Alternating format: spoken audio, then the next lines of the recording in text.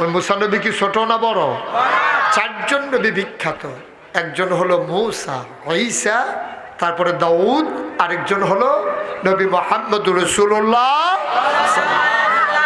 মূসা নবী অনেক বড় নবী। আল্লাহ তাবারক ওয়া তাআলা দুনিয়ার ভিতরে যত নবী পাঠিয়েছেন সবার মেজাজ মর্জি দিয়েছেন দুই রকম। একদল হলো জালালি, আরেক দল হলো জামালি। একদল হলো নরম, আরেক দল হইল গরম। সবচেয়ে গরম নবীর নাম হলো মূসা। সুবহানাল্লাহ বলবেন না?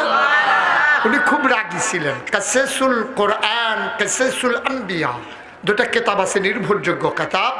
সেখানে এসেছে মূসা নবীর জীবনীতে এসেছে মূসা আলাইহিস সালাম যখন রাগ করতেন, ওনার এত রাগ ছিল তো ওনার গায়ের পশমগুলা এই তার কাটার মতো আলপিনের মতো দাঁড়াই যেত। আমাদের দেশে যত রাগী মানুষ হোক তে থরথরাইয়া কাফে মুহ কথা লাগে, ধমক দিতে লোকে তার ঠুটো বেড়াইয়া বাড়ি খেয়া লাগে না, এইরকম আছে। সেতের ঠেলা তার শরীর কাফে, গাল কাফে, চোখ বড় হয়, কপালও গাম জমে। কিন্তু এইরকম সেতা মানুষ কি বাংলাদেশও দেখছে যে এবার সেতের লগে লগে এবার গায়ের ফসমডি আলপিনের মতো দাঁড়াই যায়, এমন দেখছে? কথা কয় না। দেখলে কইবেন, নইলে না কইবেন, অসুবিধা কি? দেখছেন এরকম? এইরকম কোনো মানুষ নাই। কিন্তু মূসা নবী ছিল এইরকম। উনি যখন রাগ করতেন তার গায়ের পশমগুলা দাঁড়াই যেত। উনি সবসময় দুইটা পাঞ্জাবি গাও দিয়ে আটতেন। তো আমরা তারা দিয়ে রাগ হইলে এই গরম লাগলে পাঞ্জাবি গাও দেয় না, খুললে আরে একবারে এই খান বংশের তারাও দেখবেন যে এই গরমের ভিতরে রাস্তার জায়গায় ঠান্ডা লাগানোর লেগে তাইলে গরম লাগলে তো পাঞ্জাবি খুলনের না কথা, এবার দুই পাঞ্জাবি গাও দেয়। কারণটা কি? কারণ হইল যে উনি যখন একটা পাঞ্জাবি গাও দেয় রাগের ঠেলায় পশমগুলো যখন দাঁড়াই যায় পাঞ্জাবির বাড়ি যায়, পাঞ্জাবির বাইরে দিয়ে আরেকটা গায়ে দেয় ঘুরনের লেগে। সুবহানাল্লাহ বলবেন না? মূসা নবীর এমন রাগ, ওনার কাছে আজরাইল এসে। আজরাইল কই গেছিল, যাইতে সময় মনে করছে নবী যখন এবার ওর লোক একটা দেখা দিয়া যায়। তো এই কথা মনে করিয়া যখন গিয়া ঢুকছে মূসা আলাইহিস সালামের সামনে দাঁড়াই দিছে। গিয়া কয় কেমন আছে? কয় আসি তো ভালোই, কিছু কইবা না? কয় কি কমু, আইলাম তো জিগাইলাম কেমন আছে? কয় যাইতে হইন না, যাইও। এখন মূসার কাছে দিয়া যখন যাইতে ঠাস করে দিছে এক থাপ্পড়, চোখ খুললা ফুটে গেছে জমিনে, টোহাই উঠটা লিছে দৌড়। আল্লাহর সামনে গিয়ে চোখ হাত দিয়ে এটা লইয়া খেয়ে রয়েছে। আল্লাহ কয় কি তারা এখন হাত দিয়ে রাখছত করে? কয় যে এটা আসিল এটা নাই। কয় হেয়া তো কিতা? কয় এখনো আসিল যে এটা সেইটা। কয় এই কাম তোরে কেডাই করছে? কয় তোমার মুসাইদও করছে। কয় তুই কিতা করছ? কয় আল্লাহ হারাম। অকারে গিয়া খেয়ে রয়েছি, কিচ্ছু কইছি না। এবার ভালো রে বিল্লা আমার কয় যাইতে হইন না, যে গেছি পরে ঘি চালাইছে। কয় তুই কিচ্ছু করছ? তো কয় জি না। কয় কিছু সালাম টালাম দিসলা নি? কাল্লা এটা তো মনে নাই। কয় জানডাজে লই আইসে আলহামদুলিল্লাহ পড়ো 33 বার। জানডাজে লই আইসো তাইলে পানি সমান মনে করো? মুসার মতো নবীর সামনে গিয়ে সালাম দিতে মনে থাকে না, আবার এসে বিচার দিতে এখন হেরো জানতে কার সামনে গিয়া কিতা করে বইছে? সালাম না তো তুই গেছ কীর্তি হেন? সুবহানাল্লাহ কয় না রে? এই মূসা নবী গরম নবী। এই মূসা আলাইহিস সালাম তুর পাহাড়ে গিয়ে আল্লাহর সাথে কথা বলতেন। রওনা দিছে তুর পাহাড়ের দিকে। যাইতেন উনি একটা জঙ্গলের ভিতর দিয়া, খুব মনোযোগের সাথে শুনেন। জঙ্গলের ভেতর দিয়ে তিনি তুর পাহাড়ে রওনা করছে। পাহাড়ে উঠে গিয়া তিনি একটা পাথরের আড়ালে দাঁড়াইয়া কথা বলতেন। সুবহানাল্লাহ বলবেন না? তো যখন জঙ্গলের মাঝে দিয়ে রওনা দিছে, দূরের থেকে তাকাইয়া দেখে ওই রাস্তার উপর একটা হরিণ দাঁড়াই রয়েছে। কি কি? একটা হরিণ রাস্তার উপরে দাঁড়াই রয়েছে। মূসা আলাইহিস সালাম মনে করছে হরিণটা বোধহয় আমারে দেখছে না, এই জন্য বোধহয় দাঁড়াই রয়েছে। তো মূসা আলাইহিস সালাম কাছে ইয়া গলা জাড়া দিছে। হরিণে আরো শক্ত ইয়া দাঁড়াইছে। মূসা মনে করছে কি তারে, হরিণ তো মানুষ দেখলে দাঁড়ানোর কথা না, এটা দৌড়ে না দিব। মূসা আলাইহিস সালাম কাছে গেছে, গুজে জাড়া দিছে গলা। হরিণ আর যায় না, সামনে গেছে। পরে হরিণের জবান খুলে গেছে, ডাক দিয়া মূসার সালাম দিয়ে ফেলছে। সুবহানাল্লাহ বলবেন না? মূসা আলাইহিস সালাম কয় ঘটনা কি? কয় সকাল থেকে দাঁড়িয়ে রয়েছে, আপনি আইতে এত দেরি কিরে? কয় ঝামেলা আছে না, সাইডে আউন লাগে। কি ঘটনা কি?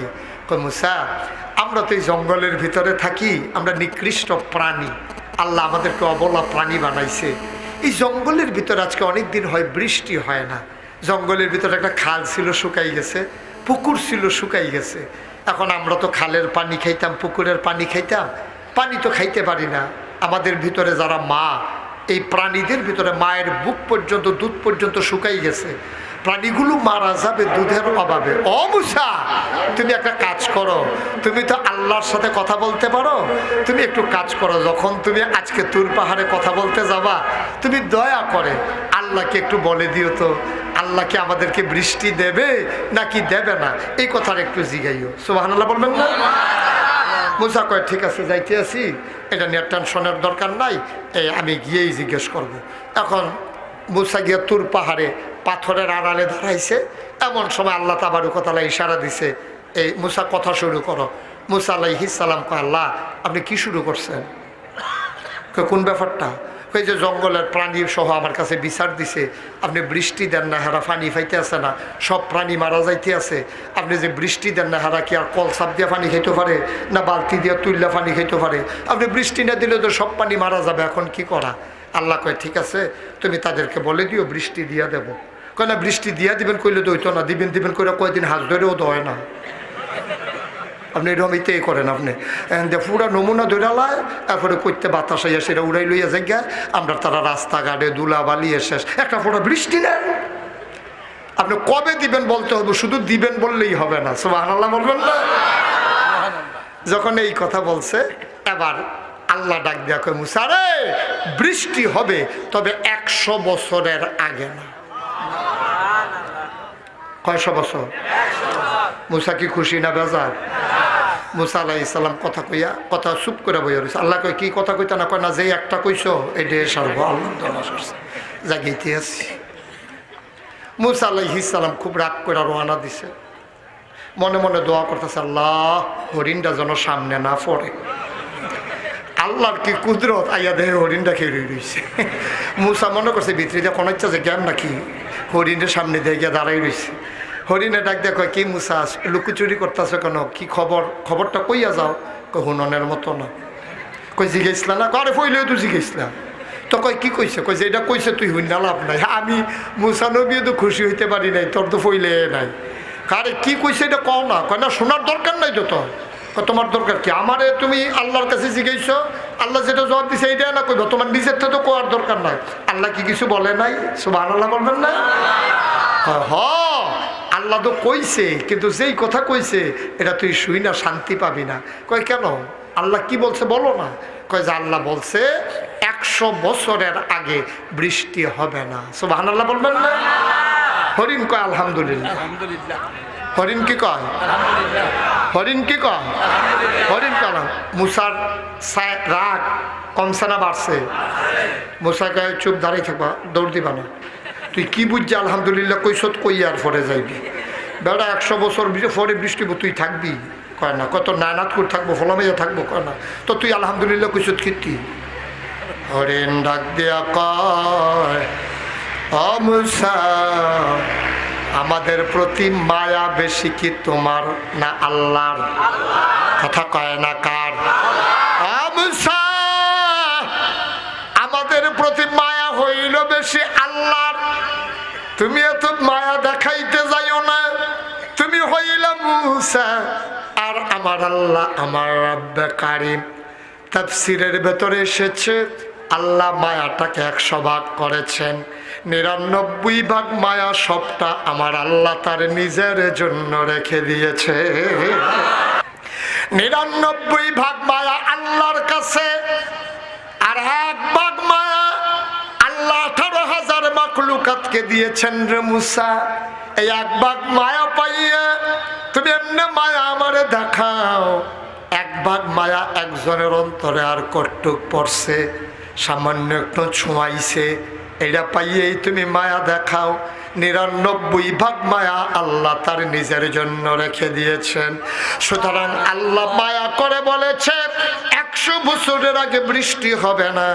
শুনতে যেমনই শোনাক, হিসাব মিলুক আর না মিলুক, আমি বিশ্বাস করি আল্লাহর এই জবাবের ভেতরে কোনো না কোনো একটা লাভ আছে। এই জন্য আমি পড়ছি আলহামদুলিল্লাহ। মুসা মনে মনে কয় হরিণ বুঝলো, আমি তো বুঝলাম না, আমি তো আলহামদুলিল্লাহ বলতে পারলাম না। হরিণ তো ঠিকই আলহামদুলিল্লাহ বলল। মুসার মনটা বড় খারাপ, মাথা নিচু পিছু করে তার ঘরে ঢুকে গেলেন। মূসা ঘরে যাবেন, উঠানে যাওয়ার পরে দেখেন উত্তর পশ্চিম কর্নার অন্ধকার হয়ে গেছে। মৃদুমন্দ বাতাস শুরু হয়ে গেল, টিপ টিপ বৃষ্টির ফোঁটা শুরু হয়ে গেল। উঠান থেকে কোনো মতে দৌড়ে ঘরে ঢুকলেন। বৃষ্টির রিমঝিম বরিশন ধারা, একেবারে শুষ্ক জমিন, তপ্ত জমিন সুপ্ত হয়ে গেল। ধুলাময় পৃথিবী কত স্নিগ্ধ হয়ে গেল। গাছেরা মনে মনে হয় আনন্দে নাচতে শুরু করেছে। মূসা ডাক দেয়া কয়, আল্লাহ ও আল্লাহ, আমার এই শরমটা দিয়া কি লাভ হইল? তুমি কইলে 100 বছরের আগে বৃষ্টি হবে না, ঘর ঢুকতাম ভাবলাম না, শুরু করাই লাইছো। এটা কইলে দইতো দিলা কি আল্লাহ, কইলেই বা কি আল্লাহ বুঝলাম না। আল্লাহ ডাক দেয়া কয়, মূসা রে, মূসা 100 বছর পরেই বৃষ্টি হওয়ার কথা ছিল, কিন্তু এটা শোনার পরে হরিণ যখন বলছে আলহামদুলিল্লাহ আলহামদুলিল্লাহ শোনার কারণে আমি আল্লাহর প্রেমের দরিয়ায় ঢেউ শুরু হয়ে গেছে।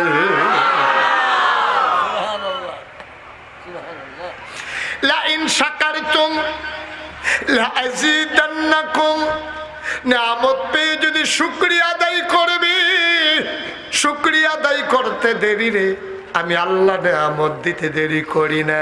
হরিণ যখন বলছে আলহামদুলিল্লাহ, আমি মিকাইলকে ডাক দিয়া বললাম, মিকাইল, যাদের এখন পানির দরকার তারা শুনলো বৃষ্টি হবে 100 বছর পরে। শোনার পরে আমি আল্লাহর ফায়সালা মানতে গিয়া কয় আলহামদুলিল্লাহ।